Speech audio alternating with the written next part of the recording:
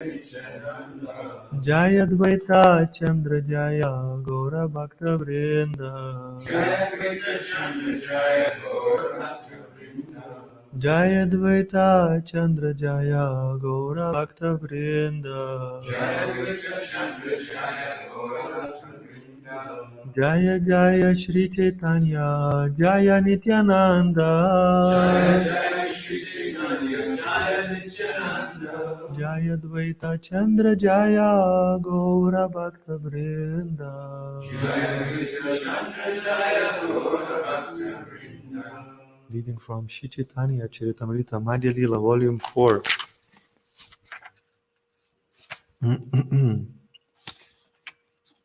Text 50 till 52. I'm going to do first two texts myself and then we can do 52 together. Bhugarba Gosani Ara Shri Jiva Gosani Shri Yadava Acharya Ara Govinda Gosani. Actually, it's supposed to say Gosai. Javad taught us. Bhugarba Goswami, Shri Jiva Goswami, Shri Yadava Acharya, and Govinda Goswami also accompanied Srila Rupa Goswami. Shri Uddhava Dasa Ara Madhava Duijana, Shri Gopala Dasa Ara Dasa Narayana. He was also accompanied by Shri Uddhava Das, Madhava, Shri Gopal Das, and Narayan Das. So today's verse. Govinda, Bhakta, Ara, Vani, Krishna Dasa, Govinda Bhakta Aravani Krishna Dasa, Pundari Kaksha, Ishana, Ara, Lagu, Haridasa, Pundari Kaksha Ishana, Ara, Lagu Haridasa,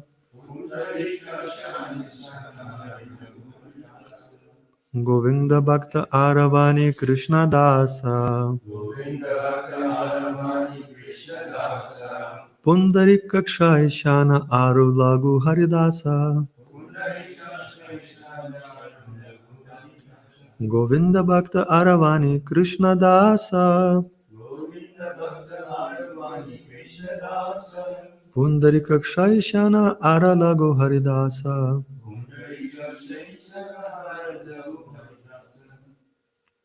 Govinda Bhakta Arivana Krishna Das, Govinda Bhakta Aravani Krishna Das, Pundari Kaksha Ishana, Ara Lagu Haridas. Govinda Bhakta Aravani Krishna Dasa, Govinda Bhakta Aravani Krishna Dasa, Pundari Kaksha Ishana Ara Lagu Haridasa, Pundari Kaksha Ishana, Aru Lagu Haridas.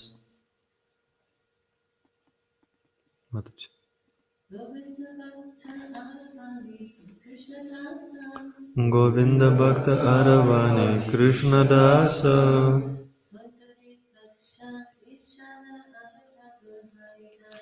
Pundari Kaksha Ishana, Aru Lagu Haridasa. Govinda, Govinda, Bhakta, agreed devotee, Ara, and Vani Krishna Dasa, Vani Krishna Dasa, Pundari Kaksha, Pundari Kaksha, Ishana, Ishana, Ara, and Lagu Haridasa, Lagu Haridasa. Translation and purport by His Divine Grace A.C. Bhaktivedanta Swami Prabhupada Ki Jai. The great devotee Govinda, Vani Krishnadas, Pundari Kaksha, Ishana, and Lagu Haridas also accompanied him. Purport. Lagu Haridas should not be confused with Junior Haridas, who committed suicide at Prayag. Generally, a devotee is called Haridas, and consequently, there are many Haridasas. The chief was Thakur Haridas. There was also a Madhyama Haridas. In the Bhakti Ratnakara 6th wave, there is a list of many of the chief devotees who accompanied Srila Rupa Goswami. Goswami Gopala Bhatta Atidaya Maya Bhugarba Shri Lokanatha Gunira Alaya Shri Madhava Shri Paramananda Bhattacharya Shri Madhu Pandit Yana Charitra Ascharya Premi Krishna Dasa Brahmachari Yadavacharya Narayana Kripavan Shri Pundarikaksha Gosai Govinda Ishana Shri Govindavane Krishna Dasa Achyudara Shri Udava Madhya Gaude Gati Yanra Dvija Haridasa Krishna Dasa Kaviraj Shigopala Dasa Yanra Alaukika Kaya Shigopala Madhavi Yateka Vaishnava. The following Vaishnavas were present with Srila Rupa Goswami, the merciful Gopala Bhatta Goswami, Bhugarba Goswami, Sri Lokanath Das Goswami, a reservoir of good qualities, Sri Madhava, Sri Paramananda Bhattacharya, Sri Madhu Pandit, whose characteristics are all wonderful, Preme Krishnadas Brahmachari, Yadavacharya, the merciful Narayan, Sri Pundarikaksha Goswami, Govinda, Ishana, Sri Govinda, the magnanimous Vani Krishnadas, Sri Uddhava, who occasionally visited Bengal, Dvija Haridas, Krishnadas Kaviraj, Sri Gopal Das, whose body is completely spiritual, Sri Gopal, Madhava, and many others. Om Jnanatimirandasya Gyananjana Shalakaya Chakshurunmilitam Yena Tasmai Shri Gurave Namaha Shri Chaitanya Manobishtam Stapitam Yena Bhutale Swayam Rupa Kadamayam Dadati Svapadantikam Vandeham Shri Guru Shri Yutapada Kamalam Shri Gurum Vaishnavamscha Shri Rupam Sagrajatam Sahagana Raghunatham Vitam Tum Sajivam Sadvitam Savadutam Parijana Sahitam Krishna Chaitanya Devam Shri Radha Krishna Padan Sahagana Lalita Shri Vishaka Vitamscha He Krishna Karuna Sindhu Dinabandhu Jagatpate Gopisha Gopika Kanta Radha Kanta Namostute Tapta Kanchana Gaurangi Radhe Vrindavaneshwari Vrishabhano Sute Devi Pranamami Hari Priya Vanchakalpatarubhyascha Kripa Sindhubhyeva cha Patitanam Pavanebhyo Vaishnavebhyo Namo Namaha Jai Shri Krishna Chaitanya Prabhu Nityananda Shri Advaita Gadadhar Shri Vasudeva Gaura Bhaktivinoda Hare Krishna Krishna Krishna Hare Hare Hare Rama Rama Rama Hare Hare Mukam karoti vachalam pangum langayate girim Yat kripata Mahamande Shri Gurum Dinataranam Namo Vishnu Padaya Krishna Prishna Shrimati Bhakti Vedanta Swami Nitanamini Namaste Saraswati Devi Gauravani Pracharini Nirvishisha Shunyavadi Pashyate Deshatarini. So the translation again. The great devotee Govinda, Vani Krishna Das, Pundarikaksha, Ishana and Lagu Haridas also accompanied him.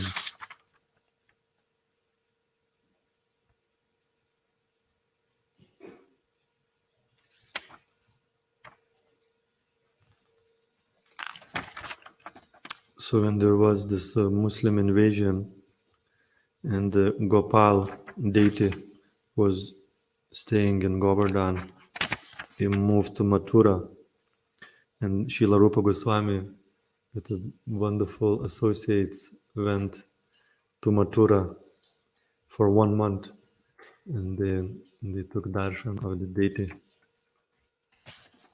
So as you can see, the Lord comes and he is always accompanied with his devotees, and devotees take great relish and happiness to spend time together, and this is like a nice pilgrimage. They went all together on a nice pilgrimage to Mathura to see Govinda deity, and obviously they were chanting, associating, and having Krishna Katha together.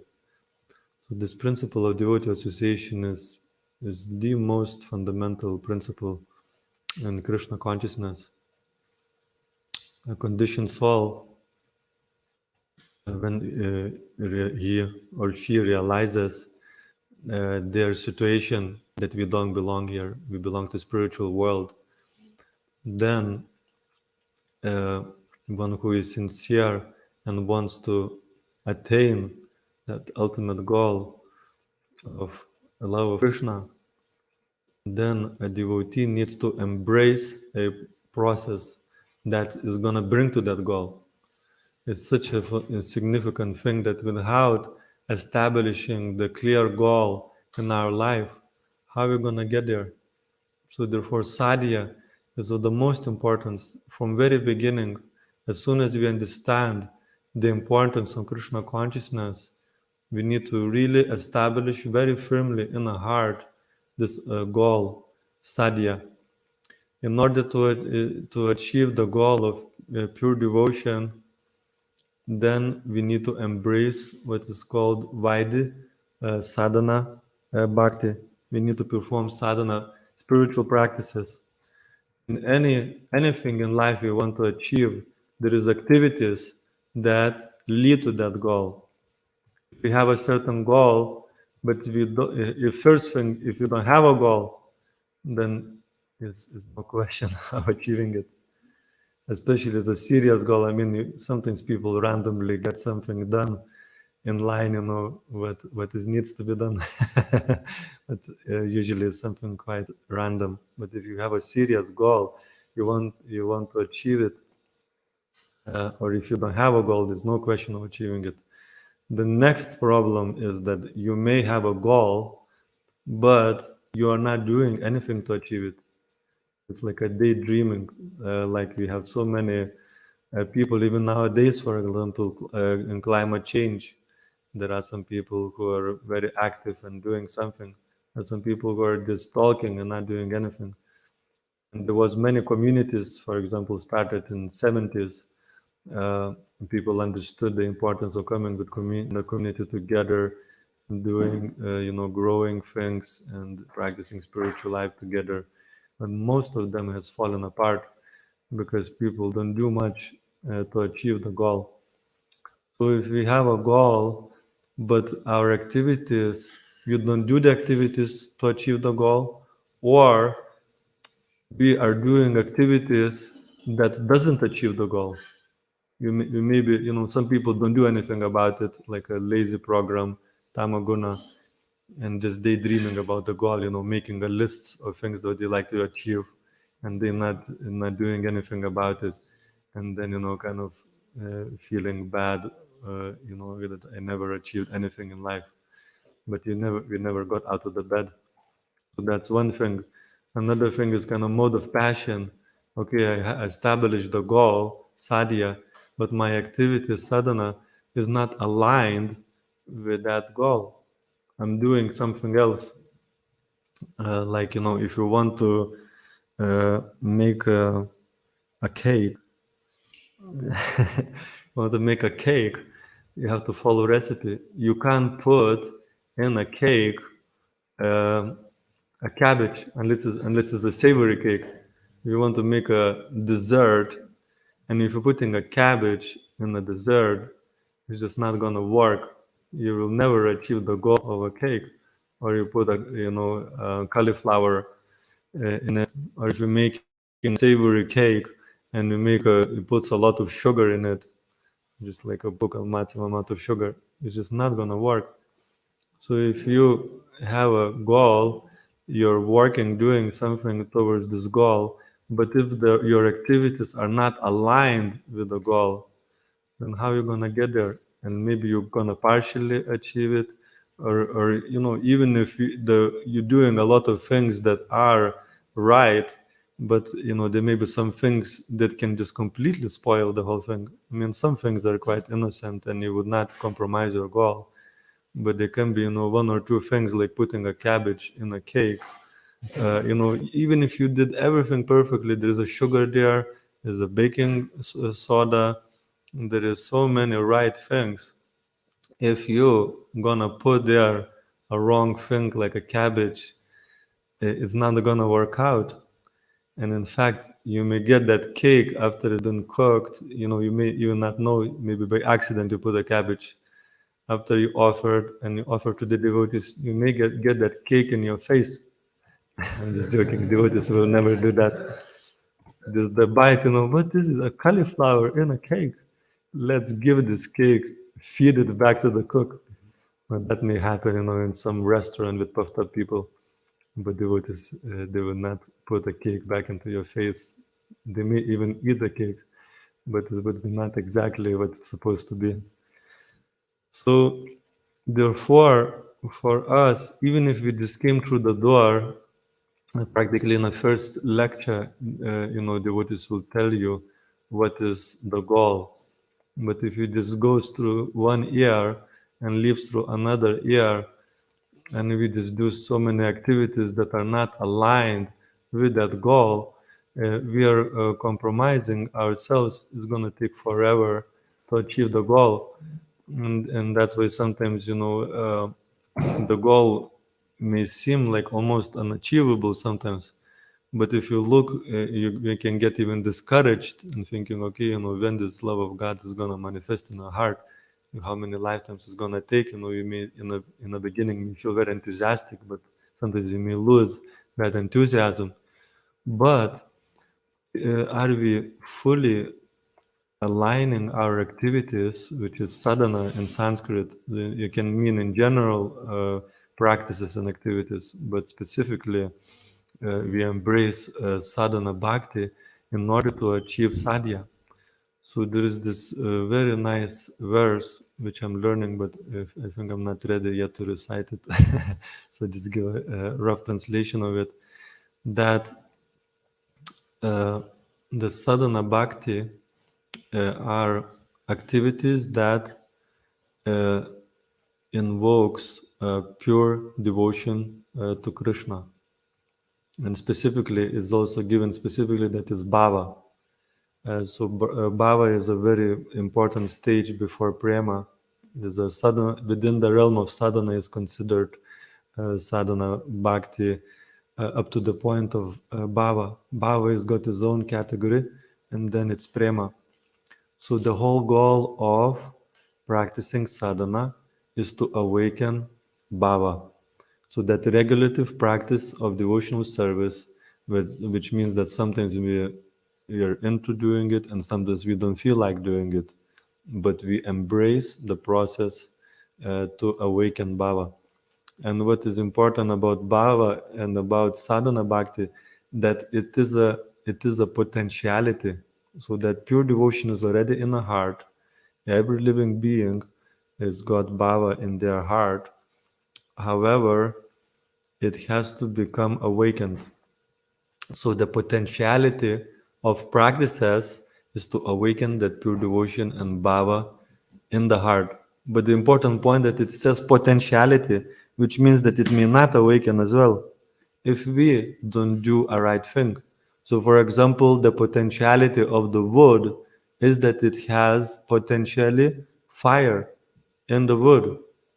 But if you're pouring water on the wood or oil or whatever, that will not start the fire.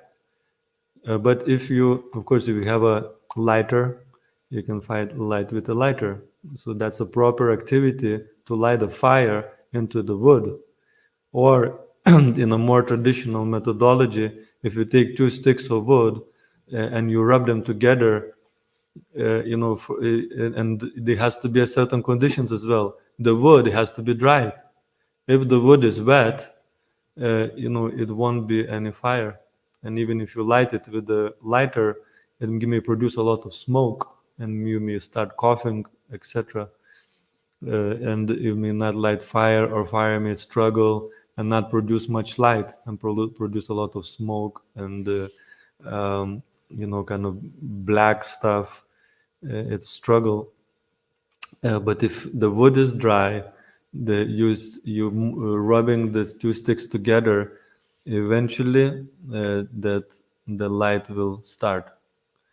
So this is such an important thing to understand in our sadhana, that there is what we are actually trying to do is to qualify ourselves for receiving bhava. Bhava cannot be awakened without the mercy of the Lord and devotees. So what we are trying to do with sadhana is to qualify ourselves for the mercy, to attract the mercy of the devotees, so that eventually they feel inspired and by the mercy of the holy name and by mercy of devotees, that they bestow and bless us with that. So that potential and is like a creating a fertile ground and purifying our heart. And every stage, the mercy of the Lord and His devotees are required. What I want to emphasize as we're speaking here with the devotees, that we cannot really achieve that perfection.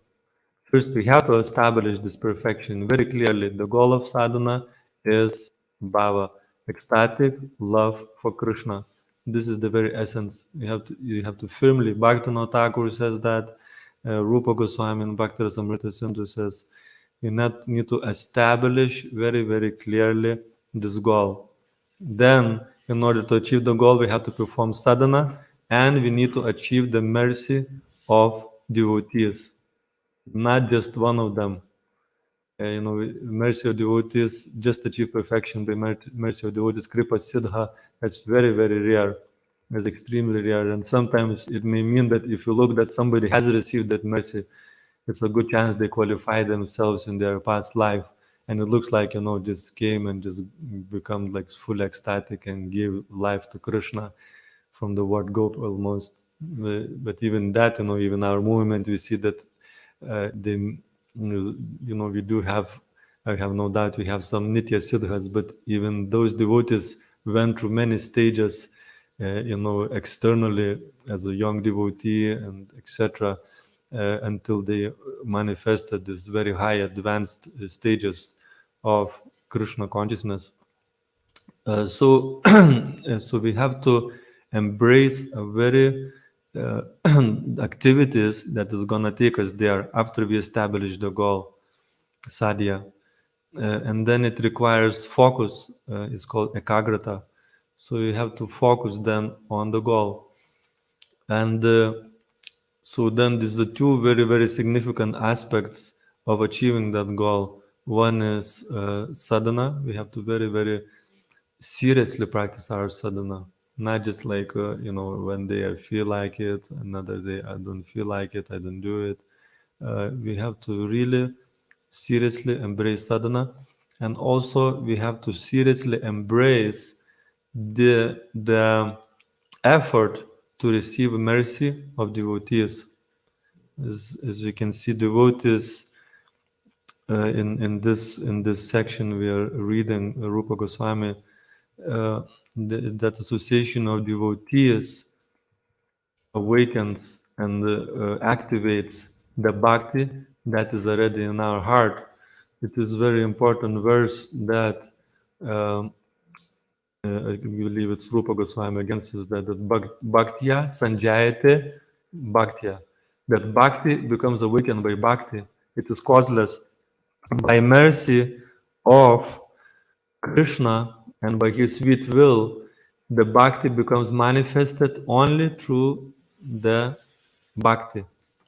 So from the very beginning of our Krishna consciousness, we see that Vartma Pradharshaka Guru, first person that we meet in Krishna consciousness, Shishikoda Taimai Purushashi Ki Jai.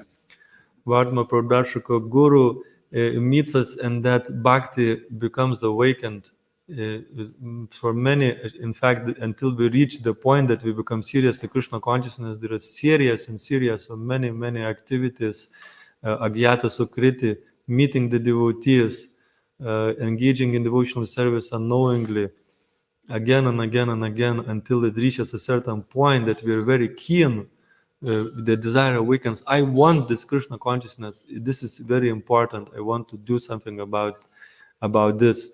So all along the way, until this process matures, it's devotees, an association of devotees who are moving and pushing us forward. Of course, our own effort, as we mentioned, is significant and very important, but also that mercy of devotees. And if you look into our life, when we felt a certain quantum leaps in our Krishna consciousness, practically every single time it comes through some mercy of devotee.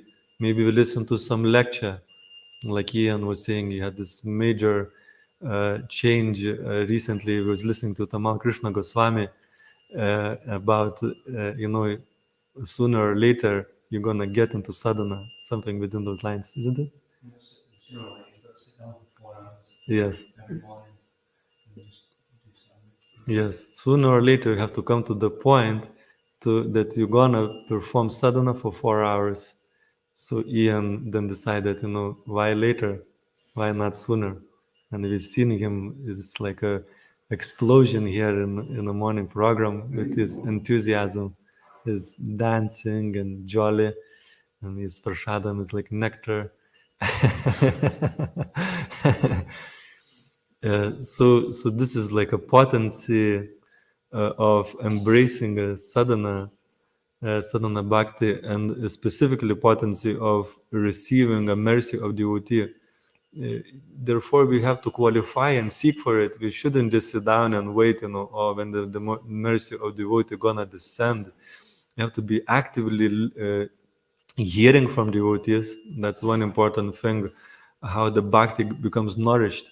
In fact, when we realize that bhakti only can come through bhakti, we become like a bumblebee. Like bhakti is the honey, and we can nourish and grow our bhakti through that association of bhakti. Even in our sadhana, when we are reading, we are associating with all the great souls in the Srimad Bhagavatam and Caitanya Caritamrta who overflow with bhakti, who demonstrate pure devotion. And of course, there are many teachings of what not to do as well, many examples. And in also hearing from the devotees in terms of lectures, that's also opportunity to grow and nourish our bhakti. And also serving devotees, we also get bhakti and devotion. And also chanting the holy name is another primary way of in growing and increasing our devotion in the heart that is dormant, and we need to kind of turn it into fire. We need to dry out,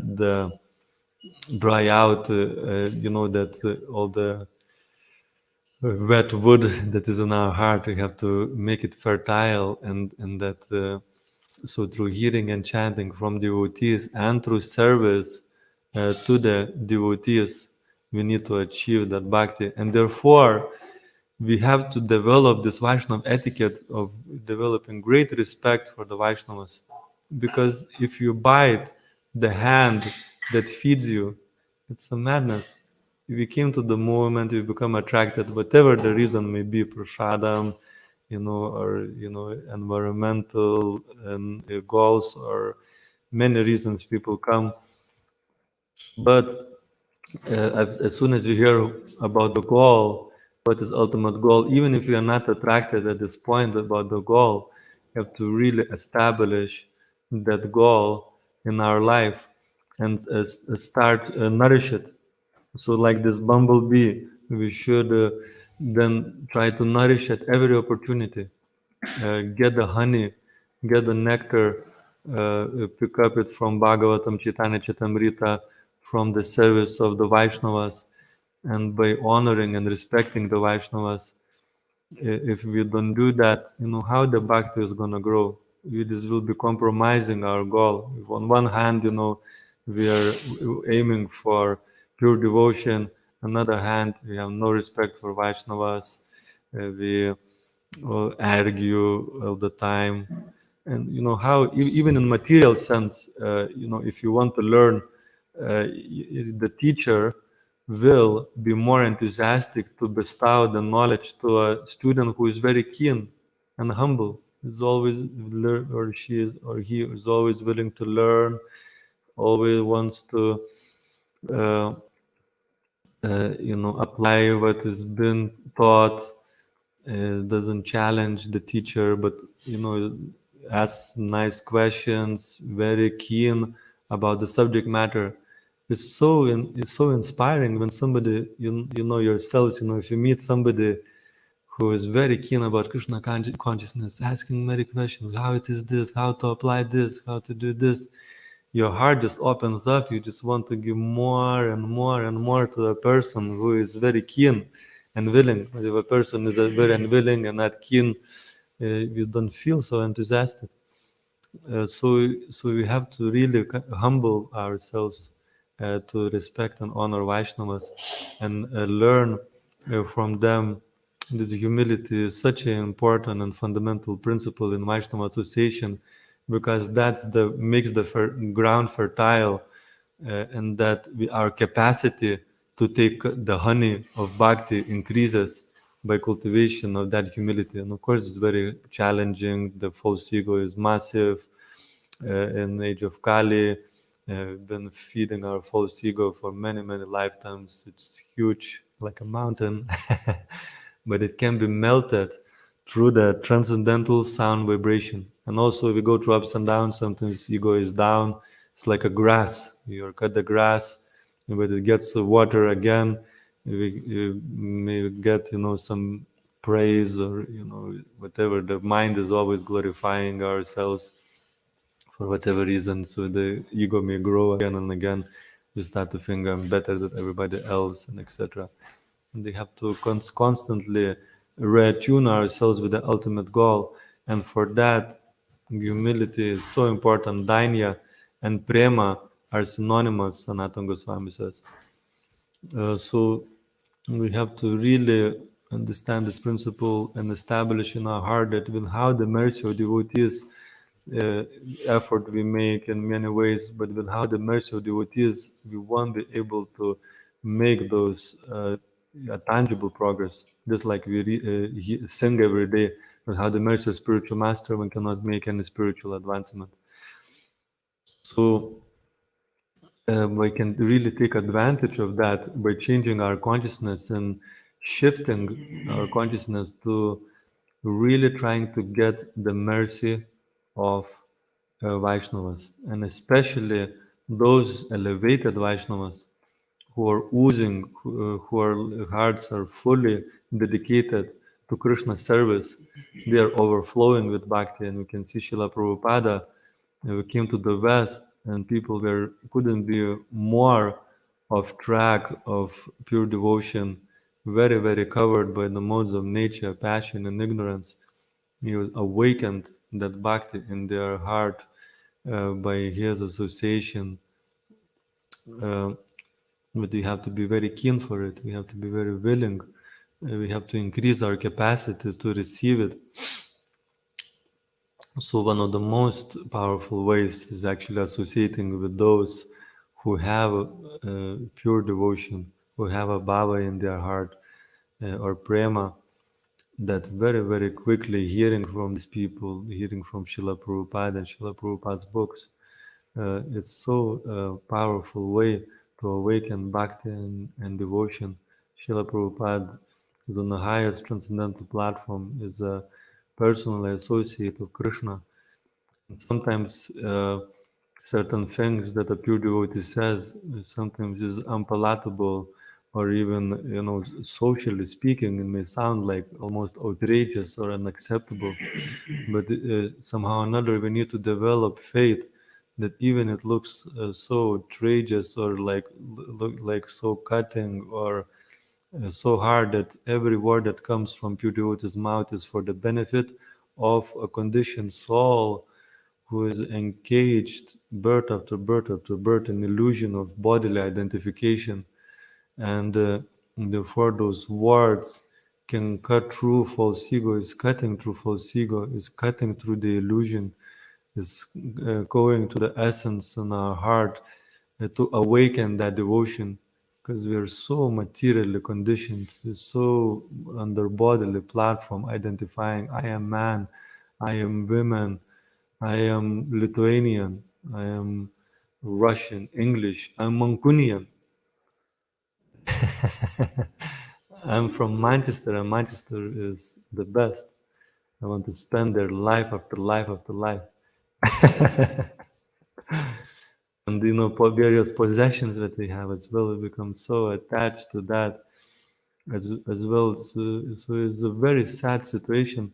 So when pure devotee says and shakes things up, somebody says, like it seems like outrageous things. Is actually we should develop faith that these words is to shake me out of my illusion, for my sleeping condition is described in mode of ignorance is considered like a deep sleep, and then active dreaming with many dreams is considered like a mode of passion, and the awakened condition, even that is considered a dream. Even mode of goodness is considered still a dreaming state for a soul that is transcendental. So something certain teachings that may be so challenging for the conditioned soul, or may be very disturbing. It can spark to awaken us from illusion of bodily identification. Like a certain things Prabhupada said, it can be just like a really challenging, but it's actually it shakes us out. It gives us a slap. You are not this body, ultimately. So bhakti and has to be received from devotees. We have to develop service attitude to devotees and humility, and be always willing to serve. And then they will be very enthusiastic to bestow this mercy. And whenever we have opportunity to hear from Srila Prabhupada or his representatives, we should embrace it. That will help our bhakti to grow more and more. And then that will bring us closer to our ultimate goal, prema. But we have to practice ekagrata, focus. You have to cultivate and practice focus. Whenever the mind wanders due to its flickering nature, bringing it back under control of the self and fix it again on the goal. So are there any questions or comments about this topic?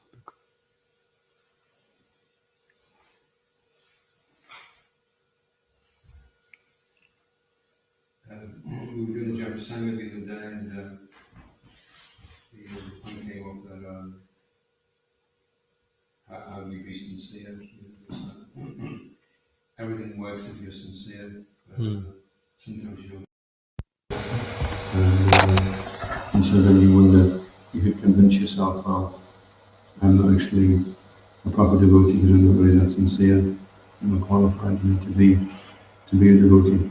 But then also, as we were thinking about, we were realizing about the only way a sincere devotee would think is that he isn't sincere.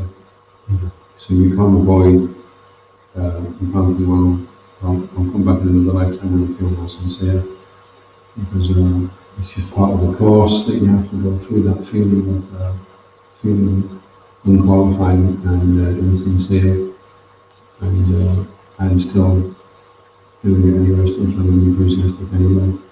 And then that softens Krishna's heart, and then he comes to new hope, so you can't really know it. Yes, true. As soon as I realize that I won't be able to achieve this goal by our own efforts, that we need the mercy of the devotee and sincerity, practice sincerity. That energy is very powerful. Like Mahatma Prabhu says in one of the affirmations, that those types of feelings of incompetence and etc. can act as a really powerful force to push us forward. It's a really powerful energy, or any gap that we feel in Krishna consciousness, it can actually activate this sincere begging for Krishna's mercy. Please, Krishna, I'm so unqualified, I'm so far. And even Rupa Goswami says like that. This wonderful law of Krishna consciousness, I'm so unqualified in many ways. But somehow or another, there is some like a hope against hope that I'm going to achieve this goal of Gopishana Vallabha. And to achieve the Krishna who is there to Gopis. So that various types of, whenever you feel disqualified and qualified, disconnected, etc., there are two ways to go at that point. One is just, okay, you accept that situation and just become discouraged or lethargic, or read it back for the mercy. Is definitely there, and there is definitely there. As we spoke about various quantum leaps that happens in our, or even small leaps that happens, and be very determined to hear whenever we are feeling those feelings of difficulty and struggle and etc. We should not leave it as that. We should try to resolve it, asking devotees how to resolve it, how to go forward, and that mercy will come. And will come and Jiva has a prayer that says the Lord stays in the heart of the devotee, even if he chants his name attentively. The Lord is? He stays in the heart of the devotee, even if the devotee chants him attentively, because the Lord still remains affectionate to him. So even if he is like failing and falling below the standard, still the Lord is kind of keeping affectionate to him and keeping attached to him. Yes, I read this, I think it was in Srimad Bhagavatam, mentioned that obviously Nitya Siddhas are extremely dear to Krishna, but there was emphasis that there is this very special affection in Krishna's heart for those who struggle. Obviously Nitya Siddhas, they have eternally, since time immemorial, the true devotion in their heart, but those who struggle very hard to attain this goal in many, many lives and births and so many distractions and so many matters. Those who struggle to achieve the goal is got a very special place in Krishna's heart, and there to Krishna.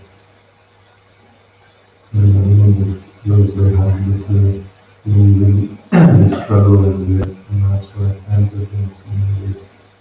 And Krishna appreciates that struggle.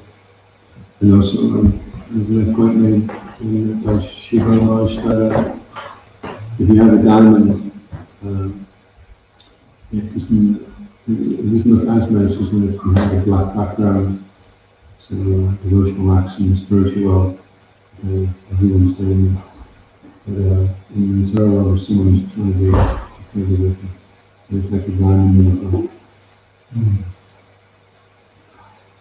And I know the activities that Krishna's performing are like a diamond on a black background, which is really silly, but kind of highlights that point. Yes. Jai. Thank you very much. Chaitanya Charitamrta ki Jai. Srila Prabhupada ki Jai. Sadhu Sadhu Seva ki Jai. Jai Gaura Premanande. Oh, it's very fantastic.